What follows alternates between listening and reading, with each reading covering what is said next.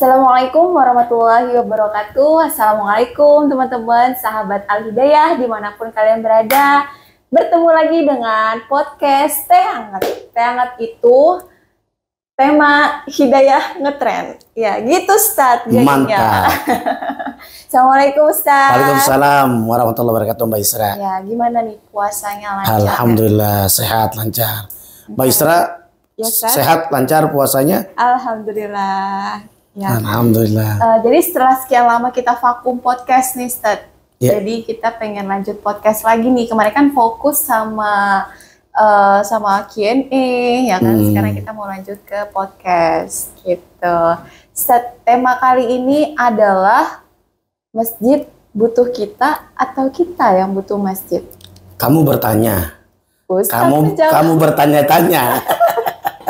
Semua jadi pertanyaan kita nih, Ustadz. Iya. Karena kan Yayasan Masjid Al-Hidayah Modern ini kan berbasis masjid, Ustadz. Jadi kita harus paham secara detail tentang masjid butuh kita nggak ya? Apa kita nih yang butuh masjid? Baik, terima kasih banyak Mbak Isra, sahabat Hidayah yang super dan sukses semuanya. Nah ternyata kalau ada pertanyaan tadi kata Mbak Isra, yang butuh itu masjid, kita butuh masjid atau masjid butuh kita. Nah kalau dalam sebuah hadis disebutkan wuju'ilat lil ardu masjidan wa tahuran. Ternyata bumi ini dijadikan oleh Allah Subhanahu wa taala masjid. Tempat sujud hamparan. Artinya kita boleh sholat di mana saja. Masjid secara bahasa itu tempat sujud. Gitu Mbak Isra. Bahkan syaratnya yang suci. Yang nggak ada kotoran, di situ boleh kita sholat. Nah kemudian ada sejarah Nabi membangun masjid dengan pelepah kurmanya, dengan tanah dari anak yatim dibangunlah Masjid Quba. Nah itulah yang kemudian Sidi Ghazalba menjelaskan dalam bukunya tentang manajemen, ada sejarah tentang masjid. Masjid itu tidak hanya di zaman Nabi difungsikan untuk sholat saja. Bahkan kalau dibilang tadi yang butuh sebetulnya masjid butuh kita atau kita yang butuh masjid. Saat Ramadan kita yang butuh masjid. Bahkan sebagai DKM mengelola ini. Ketika masjid AC-nya mati segera diservis. Ketika masjid nggak ada AC-nya maka harus berikan servis excellent terhadap jamaah. Agar jamaahnya tenang. Ada catatan yang menarik dalam sebuah makalah itu, masajiduhum amirah wa hiya kharabu minal huda. Masjidnya sudah mewah nih Mbak Isra. Masjidnya sudah bagus tapi sepi sunyi dari petunjuk Allah Subhanahu wa taala. Ketika Ramadan rame masjid. Tapi pertanyaannya setelah Ramadan pada kemana ini? Fa aina tadhhabun? Inilah yang menjadi masalah. Sebetulnya masjid itu kita yang butuh masjid atau masjid yang butuh kita. Nah ketika itikaf maka kita butuh masjid. Ya kan? Karena nanti harapannya kita bisa memperoleh malam Lailatul Qadar. Ada ulama menyatakan ganjil, ada yang mengatakan genap. Jadi letaknya itu di masjid. Masjid itu sekali lagi tempat sujud. Bahkan masjid menjadi Islamic Center. Di dalam Al-Quran kita butuh masjid, bahkan yang memakmurkan masjid itu hanya orang yang beriman. Dalam surah At-Taubah 18 Allah menegaskan, innama ya'muru masajidallah man amana billahi wal yawmil akhir. Sungguhnya hanya orang yang beriman, mereka yang memakmurkan masjid. Makmur itu bukan punya rumah sama sumur, bukan ya.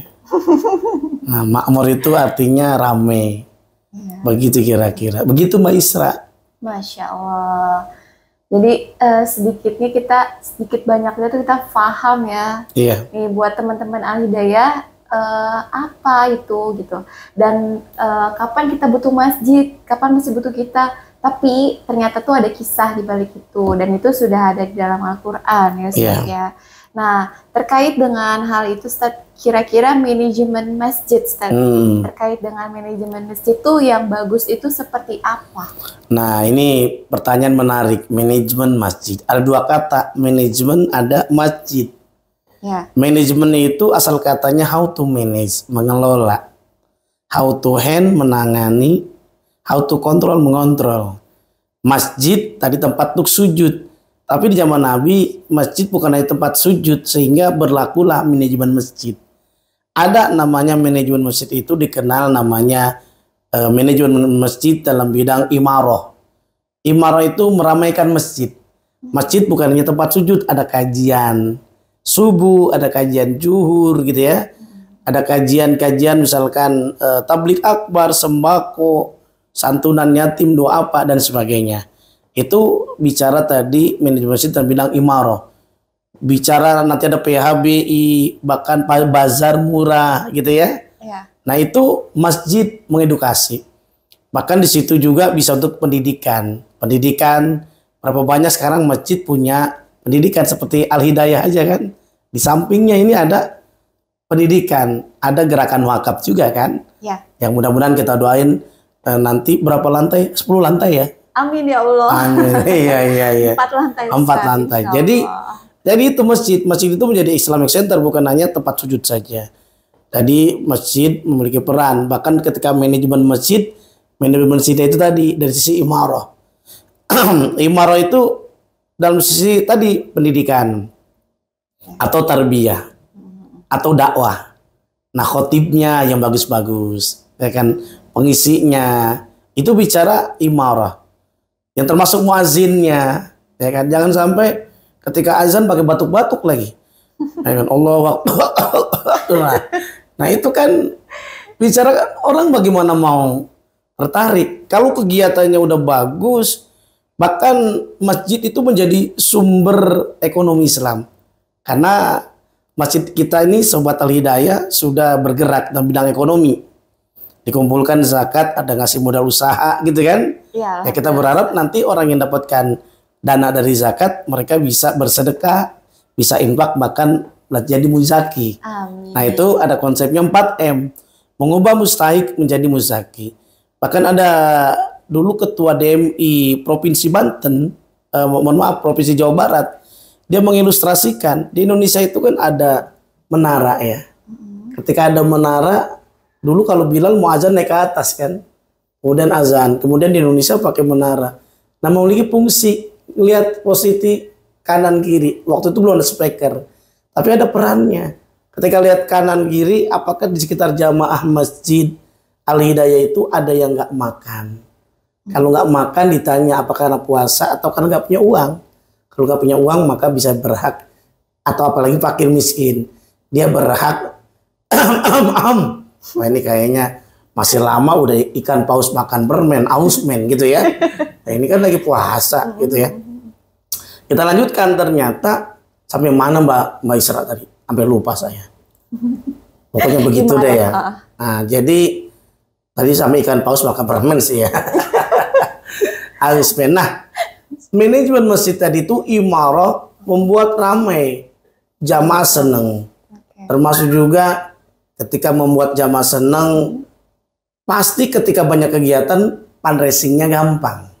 Setuju. Ya kan? Ada beberapa kasus masjid-masjid besar di Jakarta itu, semakin dia banyak kegiatan-kegiatan yang ditawarkan ke jamaah, ternyata setiap event lumayan 7-10 juta. Nah, kalau 5 berarti hampir 50 juta. Gitu kira-kira kan. Itu satu hari. Bisa dikalkulasikan 50 juta dikali 30, gitu sendiri dah. Ya kan? Artinya kalau masjid itu udah berpikiran kreatif, imarah, bikin kegiatan, bahkan seperti Jogo Karian di sampingnya itu ada dibangun buat nginep orang mabit ya. Nginep bisa nyewa, ada penghasilannya. Itu juga bisa dikembangkan. Imarah itu kan membuat ramai, takmir ya. Bahkan yang kedua itu idarah, kantor. Minimal masjid punya kantor. Seperti Al Hidayah alhamdulillah sudah ada, walaupun masih belum representatif ya kan. Minimal ada DKM, ada yayasan, ada pejuang-pejuang kan. Ada pejuang-pejuang teman-teman nih kayak Mbak Isra, Mas Wahyu, Kang Wisnu, ada Pak apalagi nama Samsul, ada semua tim kan, itu kan masih bekerja. Memang harus ada yang muda-muda, makanya kata Bung Karno, berikan saya 7 orang pemuda, saya akan jadikan bukan 7, 10. Saya akan guncangkan dunia. Wih. Beda dengan anak zaman milenial, Gimana Mbak tuh, Isra. kalau- Jadikan saya 7 orang pemuda, saya akan jadikan boy band. Ya, jadikan boy Iya, band. iya. Tapi kalau ya, berikan saya 7 orang pemuda di masjid, masjid ramai. Bukan hanya pengelolaan manajemen bicara tentang imarah tadi. Ada perpustakaan. Nanti bisa dikembangkan juga nih. Masjid Al Hidayah punya perpustakaan yang baik. Perpustakaan untuk anak-anak walaupun ada di apa namanya yayasan kan. Dan lain sebagainya itu imarah bikin ramai. Bahkan syukur-syukur sarana olahraga yang disenengin warga apa? Pingpong. Beliin pingpong kalau nggak ada. Terus apa lagi gitu kan yang disenengin. Bahkan kalau memang ada pencak silat, hadirkan pencak silat. Kalau memang sukanya tadi apa namanya basket, udah nanti kan tim basket Al Hidayah remajanya, begitu ya. Makanya kalau Mbak Isra pengen awet muda jadi remaja masjid aja. Remaja terus. Iya, walaupun usia 80 tahun kayak Pak Wahyu itu bisa usia 80 tahun dibilang remaja terus gitu kira-kira. Nah itu yang pertama, manajemen masjid itu bicara imarah. Yang kedua idarah, kantor. Kantor itu minimal representatif. Ada hardware, ada softwarenya. Hardware ada komputernya.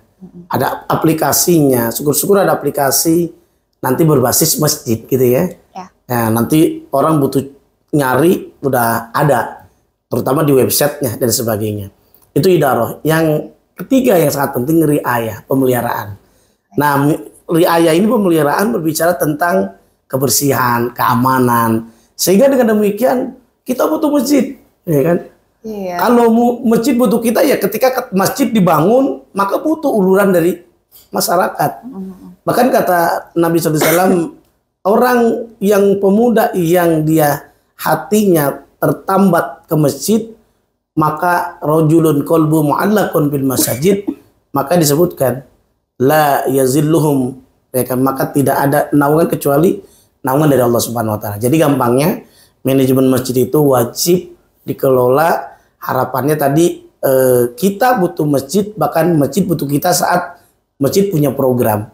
Bahkan ada yang menarik, kita butuh masjid kata Nabi SAW. Kalau Mbak Isra sholat subuh berjamaah, aham kok ini kayaknya efek karena puasa ini ya. Iya. Jadi efek puasa gitu ya. Oke, sampai mana saya lupa jadinya tuh. Riayah. Ya, tadi riayah, tapi di dalam hadis Nabi kita butuh masjid kata Nabi disebutkan tuh orang yang sholat subuh berjamaah dan dia zikir berjamaah berarti di masjid kan? Iya. Dan dia zikir sampai waktu syuruk dan sholat 2 rakaat maka pahalanya seperti pahala haji dan umroh. Masya Allah. Man sholat fi sholati subhi fi jama'atin, yaitu fi jama'atin di mana? Di masjid kan? Atau di musola. Pakai sholat boleh di musola, boleh dilanggar boleh. Bukan dilarang ya, tapi dilanggar ya. Dilanggar di masjid boleh. Jadi orang yang sholat subuh di masjid kemudian berjamaah, summa qa'ada, dia duduk, kemudian wa yadhkurullah, dan dia berzikir kepada Allah hatta tatla samsi, sampai terbit matahari atau waktu syuruk, summa shalla raka'ataini, kemudian dia sholat 2 rakaat, kanat lau kajiru hajjatin umratin tamatan. Disebut oleh Nabi, maka dia dapat pahala seperti haji yang sempurna. Wasallam. Haji dan umroh. Nah, padahal dia nggak haji, nggak umroh, butuh masjid. Nah, tempat berjamaah, begitu Mbak Isra. Masya Allah, teman-teman, ini pembahasannya detail banget nih dari Ustadz, gimana memanajemen masjid yang baik gitu kan. Tadi ada idaroh, imaroh, riayah ya Ustadz ya. Iya, riayah juga termasuk kebersihan masjid. Nah, jangan sampai masjid bau jengkol. Ya kan? Nah, itu kan harus ada. Bahkan ada beberapa masjid harusnya mungkin ke depan harus ada outsourcing. Outsourcing itu artinya udah dia kerjaannya ngurusin toilet. Kalau outsourcing di mall-mall itu kan ada tuh batasannya. 3 jam sekali dicek. Walaupun memang biayanya lebih besar, tapi minimal terjaga. Wangi, ketika baru masjid minimal parfum serot gitu kan. Itu luar biasa. Termasuk ada CCTV, bahkan ada pertanyaan ke Gus Dur dulu. Gus Dur, kenapa orang ke masjid tidak ada gitar, nggak ada piano. Itu yang nanya ternyata orang non-muslim. Gus Dur nggak marah. Dia jawab sederhana aja, Mbak Isra. Gimana? Begini, kenapa di masjid tidak ada gitar, nggak ada piano? Jangankan gitar, sendal jepit aja hilang. Ini jawaban kritik pedas gitu kira-kira. Maka manajemen masjid yang sangat penting kudu perhatikan tuh kenyamanan, ya kan? Kenyamanan, tadi termasuk orang parkir, ada yang bagian keamanannya, sendalnya sampai hilang, wanginya, itu kan membuat orang betah. Betul. Kalau udah betah berarti apa? Kita butuh masjid, tapi ingat loh, masjid juga butuh kita. Ketika listriknya mahal, bayar AC, bayar outsourcing, uangnya dari mana? Ya ada di kantong kita. Ya. Berarti masjid butuh kita untuk dibangun. Kata Nabi, man bana masjidan wanallahu lahu baitan bil jannah. Orang yang bangun masjid maka akan dibangun nanti di surga. Masya Allah. Jadi kesimpulannya gimana, Mbak? Saling membutuhkan. Saling membutuhkan. Begitu. Baik. Jadi masjid yang membutuhkan kita atau kita yang membutuhkan masjid itu tergantung konteksnya, tergantung kebutuhan. Gitu. Jadi kita memang saling membutuhkan. Masjid butuh kita juga butuh masjid, teman-teman.